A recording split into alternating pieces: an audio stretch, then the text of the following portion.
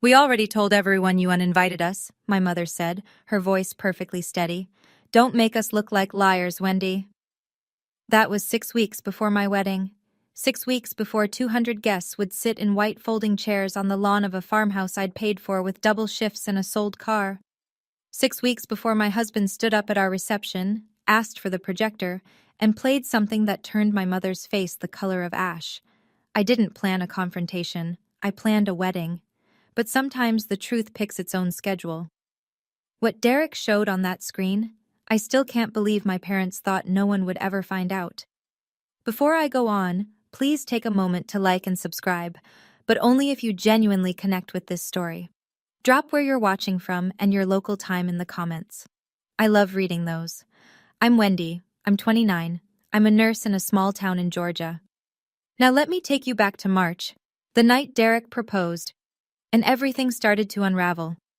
Derek asked me on the porch of his mother's farmhouse, one knee, a ring he'd saved 11 months for, fireflies blinking across the pasture like tiny witnesses. I said yes before he finished the sentence. I called my parents 20 minutes later. My hands were still shaking. My mother picked up on the second ring. I told her. She said congratulations, flat, like reading a receipt, then asked the date. September 14th, I said. It's the only Saturday the venue has left. Silence. Long enough for me to hear the kitchen faucet running in the background. That's Courtney's Bali launch week, you know that. I did know. My younger sister had been posting countdowns on Instagram for 2 months. A luxury wellness retreat, 500,000 followers watching. Brand deal, content calendar, the whole production. Mom, the venue won't hold the date. The deposit's already down. Your sister has 500,000 people waiting for that trip. She paused. You have, maybe 200 guests? I wish I could tell you that surprised me. It didn't. When I graduated nursing school, my parents arrived 45 minutes late because they were driving Courtney to a casting call in Atlanta. When I made honor roll in 10th grade, I taped the certificate on the fridge next to Courtney's pageant photos. It was gone by morning. I always told myself it wasn't personal. Courtney was the bright one, the visible one. I was the reliable one. Reliable doesn't need applause. I'll talk to your father, my mother said. But Wendy, be realistic. She hung up. I sat on that porch with a ring on my finger and a knot in my stomach, and I thought, maybe this time, just this once, they'll choose me. They didn't. My father called that evening. 8:17 p.m. I remember because I was standing at the stove making pasta, and the timer on my phone read 8:17 when his name flashed across the screen. Derek was at the kitchen table. I put the call on speaker. Looking back, I'm glad I did. A witness matters. I'm going to say this once, my father said. His voice had that low, controlled register he uses when he believes the conversation is already over. Move the date, or your mother and I won't be there. Dad, the deposit is non-refundable. Then you'll lose it. That's what happens when you don't think about your family. I looked at Derek. He reached across the table and took my hand. He didn't squeeze it. He just held it. Steady, the way you hold something you're not going to let go of. I'm not moving it, Dad. 3 seconds of nothing. Then the line went dead. I stood there holding the phone, steam rising from the pot behind me. Derek said, "You okay?" And I said, "Yeah," which was a lie. But it was the kind of lie that gets you through the next 10 minutes so you can eat dinner and pretend the floor isn't tilting. My father has run our family the way he runs his hardware store. Inventory in, inventory out. No backtalk from the shelves. You do what Harold Foster says, or Harold Foster stops talking to you. I'd watched him freeze out his own brother for 2 Thanksgivings over a property line dispute. I knew exactly what won't be there meant. It wasn't a threat. It was a policy. I just didn't know yet how far that policy would reach. 10 days later, the caterer called. "Hi, this is Brenda from Magnolia Table. I'm calling because Diane Foster contacted us to cancel the deposit on her card. We need a new payment method within 10 days or we release your date." I was in the break room at the hospital, still in scrubs, coffee going cold in my hand. "She canceled it?" "Yes, ma'am, this morning." I called the florist next. Same story. Diane had phoned in, polite as Sunday morning, and pulled both deposits. The photographer was still intact. That one was on my card. Everything else was gone. $14,000. Vanished with 2 phone calls. That night, I sat on our kitchen floor with a legal pad and a calculator. Savings account, $6,200. Wedding in 14 weeks. Deficit, roughly $8,000. Derek sat down beside me, back against the cabinet, shoulder touching mine. "We sell the Civic," I said. He didn't argue. We listed my 2011 Honda the next morning, got $4,800 from a kid at the community college. I picked up 3 extra night shifts a week on top of my regular rotation. 12-hour shifts, then home to address invitations at the kitchen table until my handwriting went crooked. Derek watched me lick an envelope at 2 a.m. and said, "Let me run your credit report. We need it for the house loan anyway." I said sure, barely listening. I was calculating how many overtime hours it would take to cover the new caterer who charged by the head instead of the platter. He opened his laptop. I sealed another envelope. When I looked up 20 minutes later, Derek was staring at the screen and he hadn't moved. Not even his fingers, just frozen. "What?" I said. He didn't answer right away. Before Derek could explain what he'd found, my phone started buzzing. Not calls, texts, one after another, lighting up the screen like a slot machine nobody asked to play. "Aunt Carol, heard you told your parents not to come? That's cold, Wendy." "Uncle Gene, your mom is heartbroken. Call her." A cousin I hadn't spoken to since Thanksgiving. "Family is forever. Don't do this." I scrolled through 11 messages in 4 minutes. Every single one carried the same story. That I had uninvited my own parents from my wedding. That I was being cruel. That Diane was devastated. I called Aunt Patty. She's my mother's younger sister, the only person in our family who ever looked me in the eye and said, "I see what they're doing." She picked up on the first ring. "They told everyone it was you," Patty said. No preamble. "Harold called Jean yesterday. Diane posted in the family group chat. Not directly, you know how she does it. Just a sad emoji and, 'Please pray for our family.' Classic." "What exactly did they say?" "That you banned them. And that Derek is," her words, "isolating you from the people who love you." I sat down hard on the edge of the bed. 40-plus relatives now believed I was an ungrateful daughter being controlled by her fiancé. My father had weaponized Christmas dinners and birthday cards. My mother had weaponized sympathy. "Patty, none of that is true. I know who you are, sweetheart. I'll be at that wedding." I hung up and stared at the ceiling. The damage was already spreading, root deep, through every branch of the family tree, and I didn't know yet that my mother was about to take it one step further, to someone I actually cared about impressing. 2 days later, Derek came home from his mother's house looking like someone had rearranged the furniture inside his chest. "My mom got a phone call," he said. He sat across from me at the table, hands flat, the way he does when he's choosing words carefully. "A woman named Diane called her, told her you have emotional instability, said she should, quote, keep an eye on you." The room tilted. Not dramatically, just a slow, quiet tilt, like a picture frame sliding off a nail. My mother had called Ruth Calloway, my future mother-in-law, a woman I'd only known 8 months, a woman whose respect I was still earning. And Diane had called her to plant a seed that I was broken. Canceling the deposits, I could handle. Turning the relatives against me, I could stomach. But calling Derek's mother to sabotage the only new family I was building, that was different. That wasn't punishment. That was demolition. "What did your mom say?" I asked. She said, "I've spent 30 years in a courtroom. I know what manipulation sounds like." Ruth Calloway had worked as a clerk at the county courthouse until she retired. She'd sat through custody battles, fraud hearings, protection orders. She didn't rattle. "She recorded the call," Derek said. "Georgia's a one-party consent state. She said if we ever need it, it's ours." I sat with that for a long time. Then I said the truest thing I'd said in weeks. "I'm not fighting them, Derek. I'm just done explaining myself." From that point forward, all communication with my parents went through text, written record only. I didn't block them. I didn't yell. I simply stopped performing the role of the grateful daughter, and I didn't invite them back. Courtney FaceTimed me on a Tuesday night. She was in her studio apartment, ring light glowing behind her, lashes on, content ready even at 9 p.m. Her whole life was a set, and she never stepped off it. When, just move it, it's one day. It's my wedding.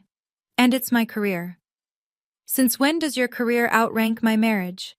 She tilted her head the way she does when she thinks she's being patient with someone slower. Since it pays for Mom and Dad's new roof. That stopped me. I didn't know Courtney was funding anything for our parents. Or, more accurately, I didn't know our parents were telling Courtney she was funding them. What roof? Dad said the estimate was $12,000. I covered half, brand money. She shrugged like it was nothing, like writing a $6,000 check to your parents at 25 was just the price of being the favorite. Courtney, listen to me. I'm not moving the date. Then you're going to lose them. I already lost them. A long time ago. She blinked. For half a second something cracked behind the ring light. A flicker of recognition, maybe guilt. Then it sealed shut. Just do what they want when it's easier. Easier for who? She ended the call. I stood in the kitchen holding my phone and something Courtney said kept circling, since it pays for Mom and Dad's new roof. Courtney thought she was the family benefactor. She had no idea, or maybe she did, that my parents had other funding sources with my name on them. When Derek finished pulling my full credit report the next morning, we found out exactly where the roof money really came from. Before I could process what Derek found, my father went nuclear. Harold Foster sent a message to the family group chat. 32 people, 3 generations, from Aunt Patty to my 17-year-old cousin in Jacksonville. Diane and I will not attend Wendy's wedding. She has made it clear that our family traditions don't matter to her. We hope she'll come around. Please respect our decision and give us privacy during this painful time. Painful time. Like he was the one selling his car and picking up night shifts. The responses piled up. Not for me, for them. So sorry, Harold. Praying for you both. She'll regret this one day. An aunt I hadn't seen since 2019 sent me a private message. Shame on you, Wendy. An uncle wrote, your parents gave you everything. Everything. They gave Courtney everything. They gave me a social security number to borrow against, but I didn't know that part yet. Not fully. I turned off my phone. I was sitting in my car in the hospital parking lot. My shift started in 20 minutes. The sky was that deep Georgia purple it gets right before it goes black. Derek texted on the old phone, the one I kept for emergencies. Come home. We need to talk about what I found. I didn't go home. I went into my shift, because rent doesn't care about family drama, and the ER doesn't pause for heartbreak. I coded 3 patients that night, held a woman's hand while we waited for her husband to arrive, changed my gloves 19 times. 12 hours later, I walked through our front door. Derek was sitting at the kitchen table with a manila folder, a legal pad, and a look I'd never seen on his face before, something between fury and math. Derek pushed the folder across the table. 3 credit cards, he said. All in your name. Capital One. Discover. City. I opened the folder. 3 account summaries. My name, my social security number, my parents' home address, the one I'd moved out of 7 years ago. Total outstanding balance, $47,300. I turned the pages slowly. Each statement was a map of someone else's life.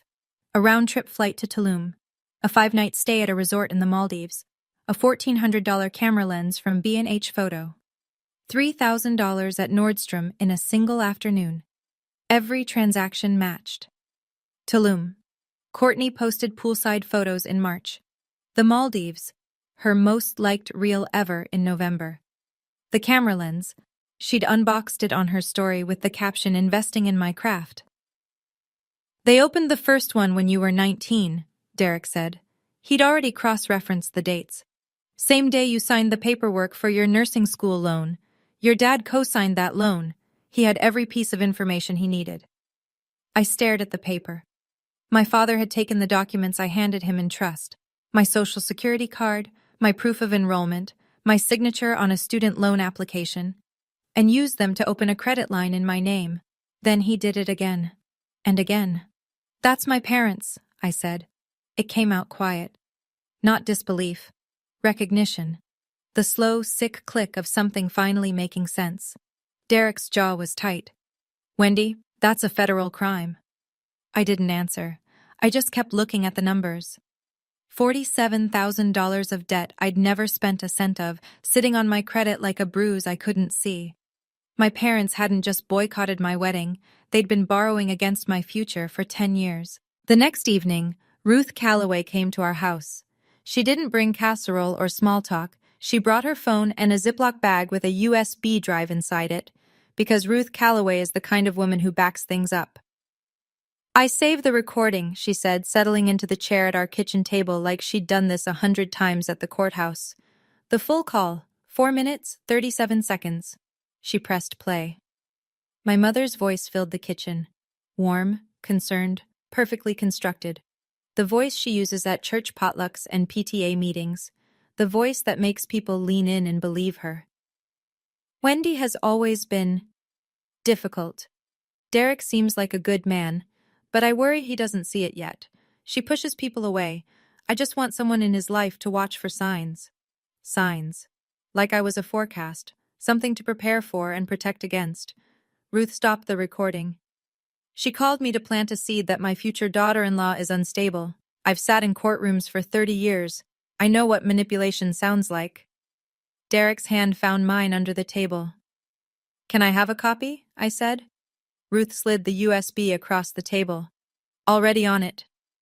I didn't cry. I wanted to. Not from sadness, but from the particular kind of exhaustion that comes when someone you love confirms they never loved you the same way back. I had the credit report. I had the recording. I didn't know what I'd do with them yet, but I knew I wasn't throwing them away. You're not difficult, Wendy, Ruth said on her way out, one hand on the doorframe. You're inconvenient to people who need you to be small. I've never forgotten that sentence. I threw myself into the wedding like it was a 12-hour trauma shift. Head down, hands moving, no time for feelings. Derek and I made centerpieces from mason jars and wildflowers from the roadside stand on Route 15. $3 a bunch. We wrapped the jars in twine at the kitchen table every night after my shifts, assembly line style, while a true crime podcast played in the background because neither of us could handle silence. Ruth altered her own wedding dress for me. Ivory lace, tea-length, a little yellowed at the hem. She sat at her sewing machine for 4 evenings straight. When I tried it on and it fit, almost perfectly, just slightly loose at the waist, she pinned it and said, "You'll grow into it. Every good marriage adds a few pounds." Patty called a friend who ran a flower shop 2 towns over. Wholesale rate, half price. We moved the reception from the canceled restaurant to the Calloway family farm, the same pasture where Derek proposed. String lights from the barn supply store, rented tables, a borrowed sound system from Derek's college roommate. The RSVPs came in steady, 200 guests, most from Derek's side, his co-workers, our friends. My side of the aisle, Patty. A handful of nursing school classmates. That was it. My father called one last time, 13 days before the wedding. "Last chance, Wendy. Move the date and we'll forget this happened." "There's nothing to forget, Dad. I'll save you a seat in case you change your mind." He hung up. Patty texted me that night. "Your mom asked me not to come. I told her I'm an adult." I set the phone down, picked up a mason jar, and started wrapping twine. 14 jars to go, 13 days. I could do the math. I kept asking myself, why were my parents willing to miss their own daughter's wedding over a Bali trip? Was it really just about Courtney, or was there something else they were protecting, something that would fall apart if I stopped playing my role? Now I know the answer, but back then, I was still guessing. Have you ever had to choose between keeping the peace in your family and standing up for what's right? Tell me in the comments. September 14th, 71 degrees. Not a cloud. I woke up at 5:30 because my body doesn't know how to sleep past a shift alarm. The farmhouse was already lit gold. Ruth had been up since 4 arranging chairs on the lawn. I checked my phone. No messages from Harold, none from Diane, nothing from Courtney. Just a text from Patty. On my way, wearing waterproof mascara, no promises. I put on the dress in the upstairs bedroom that used to be Derek's when he was a kid. There were still model airplanes on the shelf. The lace sat cool against my skin. Ruth's stitches held perfect. Patty arrived at 9. She walked in, saw me, and her eyes went red instantly. She pressed both hands over her mouth.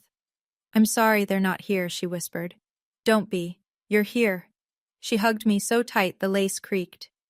At 10 o'clock, the ceremony started. 200 people in white folding chairs on a sloped green pasture, wildflower centerpieces lining the aisle, the Callaway barn behind us like a cathedral with a tin roof. There was no one to walk me down the aisle. No father of the bride, no arm to hold. So I walked alone. I've walked into trauma bays with blood on the floor. I've told families their person didn't make it. I've held my composure through things that would flatten most people. But walking down that aisle by myself, 200 faces turning toward me, knowing my own parents chose a content calendar over this moment, that was the longest 60 feet of my life. Derek stood at the end. His eyes were wet. His hands were steady. I reached him. He took my hand. And I didn't look back. The ceremony was beautiful. I need to say that. Because what came after was loud, and the quiet parts deserve to be remembered too. Derek's best man read a passage. Patty held the rings. The officiant, a retired pastor from Ruth's church, spoke about choosing people who choose you back, and I watched 4 women in the second row reach for tissues at the same time. But I could hear the whispers. During the vows, during the pauses between words, little currents running through the crowd. "Where are her parents?" I heard she kicked them out. That's not what Diane told me. My co-worker Linda, head nurse, 23 years on the floor, afraid of absolutely nothing, leaned in during the ring exchange and squeezed my elbow. "Don't listen. You're radiant." I held it together, through the vows, through the kiss, through the applause. I held it together when Derek said, "I choose you, not because no one else would, because no one else could."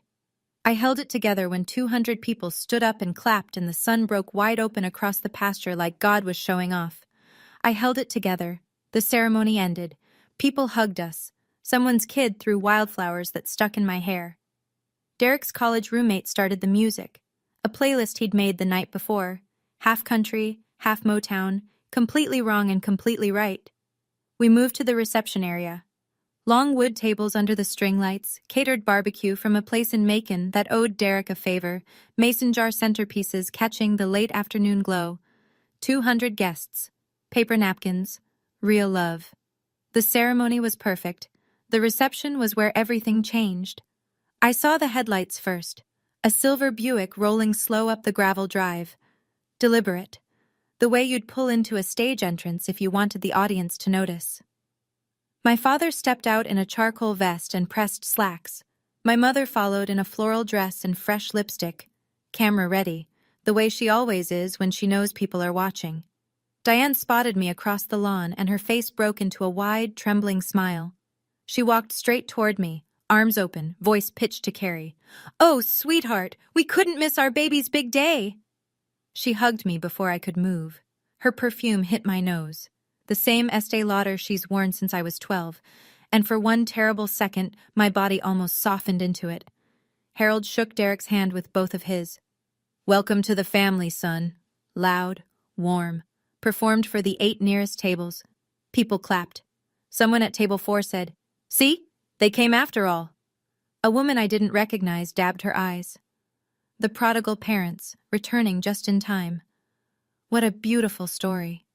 I stood frozen. My bouquet hand had gone white knuckle around the stems. I looked at Derek. He met my eyes. His jaw was set, but his gaze was calm. The same look he gets when he's finished a spreadsheet and the numbers finally make sense.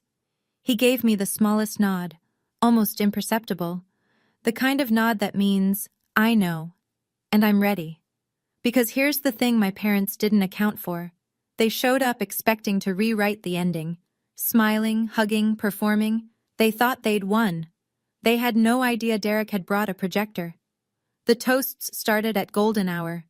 Derek's best man went first. Funny, short, a story about a fishing trip that got the crowd laughing.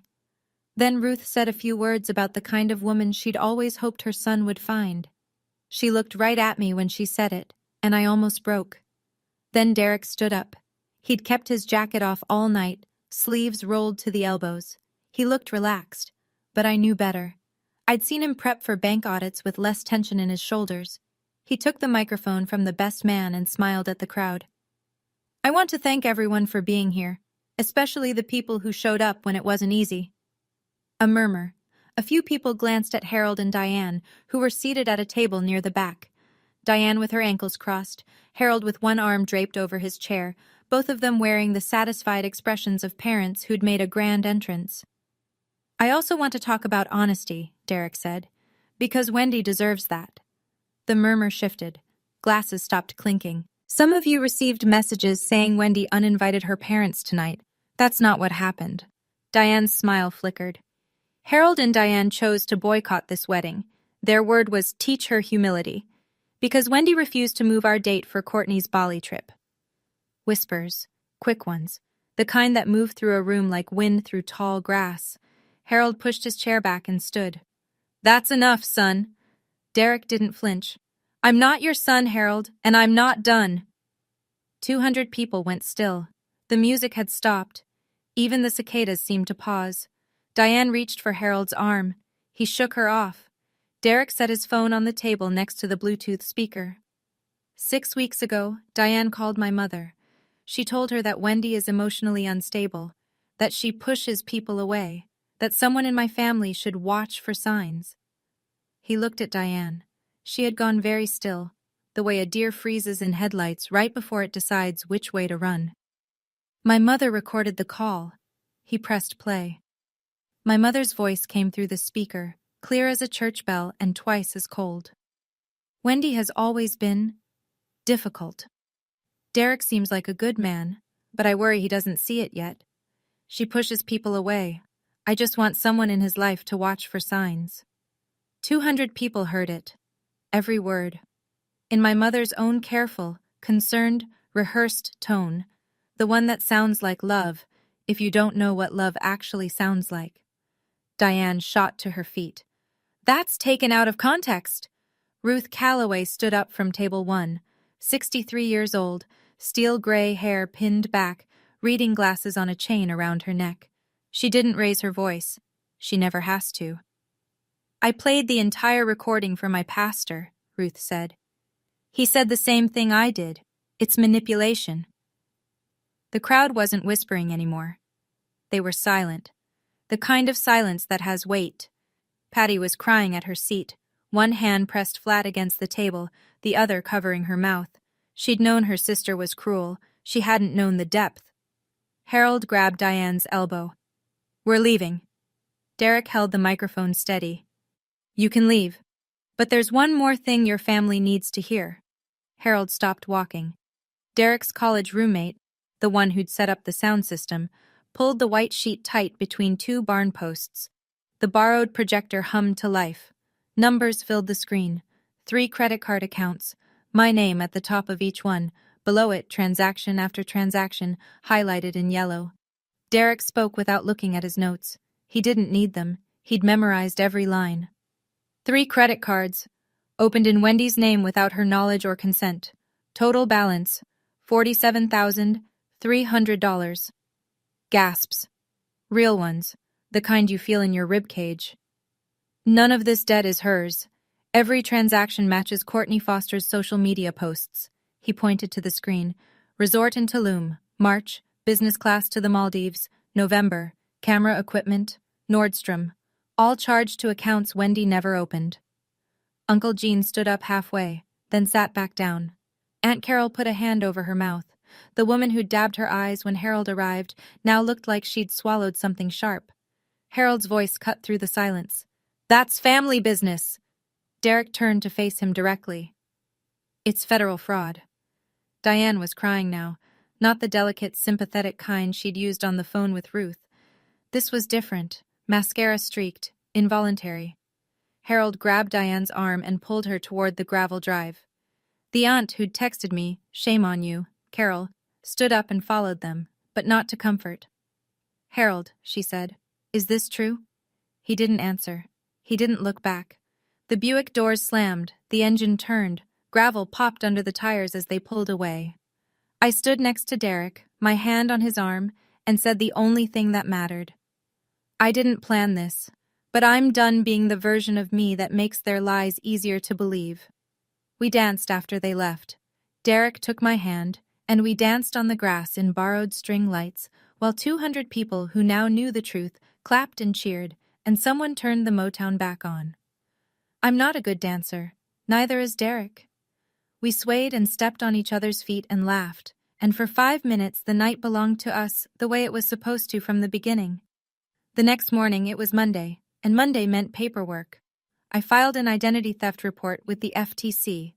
Derek drove me to the county sheriff's office, where I filed a second report, local jurisdiction, paper trail, case number.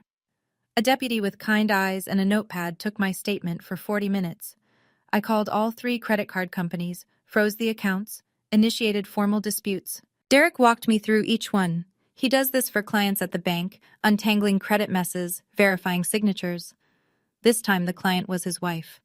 Every card had been opened when I was under 21. None carried my signature. I changed my social security suffix, closed every account that still listed my parents' address, set up fraud alerts with all 3 bureaus. I did not call Harold. I did not text Diane. I did not explain, justify, or apologize. I didn't file the report to punish them, I told Derek that night. We were on the porch, drinking sweet tea, cicadas screaming in the dark. I filed it because $47,000 of debt wasn't mine. He nodded. And because if I didn't, they'd do it again. Maybe not to me. Maybe to Courtney's kids someday. He reached over and took my hand. We sat there until the tea was warm and the stars were out. Silence never felt so clean. Courtney called from Bali 3 days later. I was folding laundry. Her name flashed on the screen and I almost didn't answer. But something made me pick up. Maybe curiosity. Maybe the part of me that still remembered braiding her hair when she was 6. The Discover card got declined at the hotel, she said. Her voice was thin. No ring-light confidence, just panic. What did you do? I froze my accounts. My name, my credit, my decision. You're ruining everything. I have a brand deal. The resort is part of the content package. I need that card for 3 more days. Fund it yourself. You're 25. Silence. Then a sound I hadn't heard from Courtney in years. A real sob. Not the kind she performs for stories. She hung up. I set the phone on the dresser and went back to folding towels.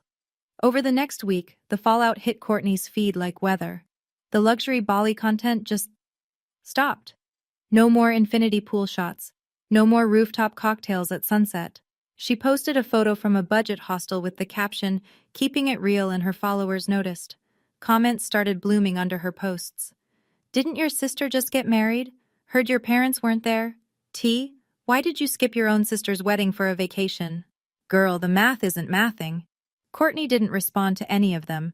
She privated her account for 2 days, then came back with a generic boundaries post that everyone saw right through.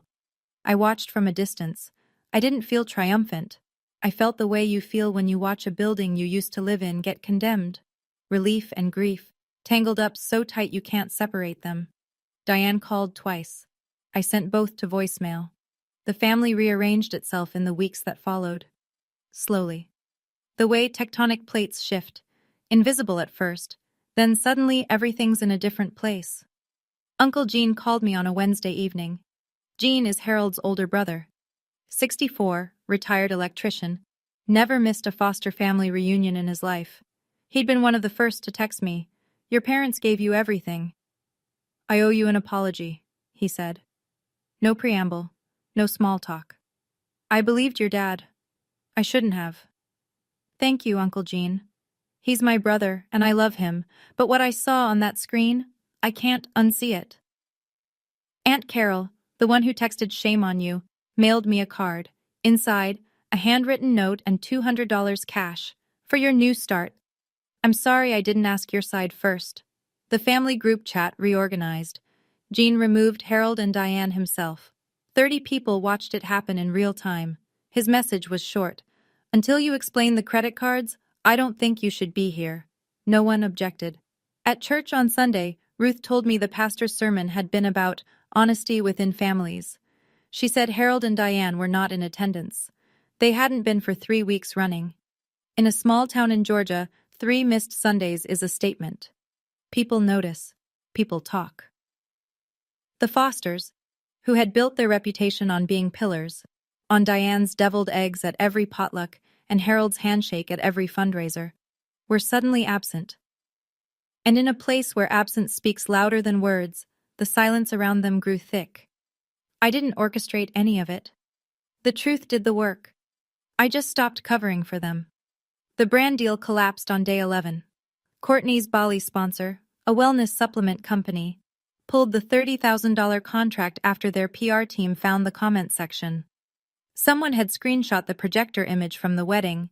A guest had posted a shaky phone video on their private Facebook. Small towns are leaky that way. And it had made its way into a Reddit thread about family drama. 40,000 followers unfollowed Courtney in 2 weeks. Her engagement rate cratered.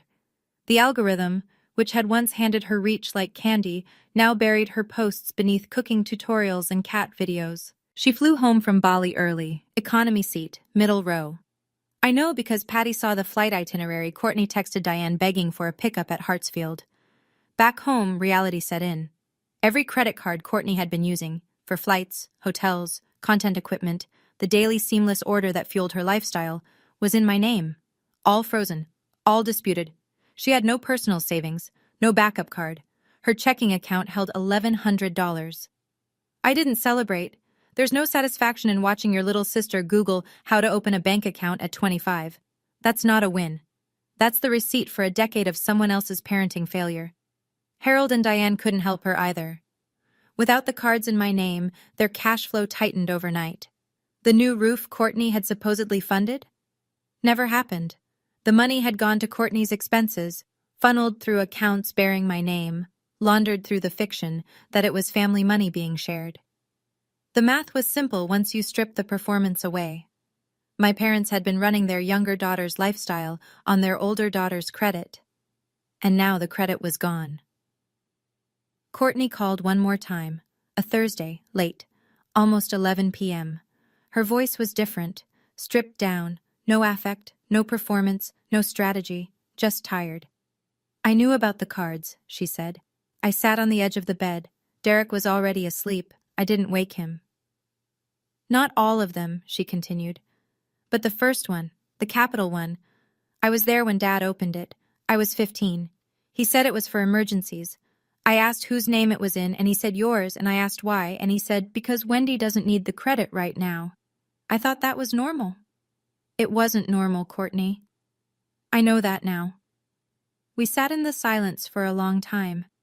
Not the hostile kind. The kind that happens when two people are standing in the same wreckage and neither knows where to step. I'm not calling to ask you to drop the report, she said. I know you won't. I'm calling because... I don't know. Because you're my sister and I used your name to pay for a life I didn't earn, and I don't know how to sit with that. I closed my eyes. I'm not ready to forgive you, I said.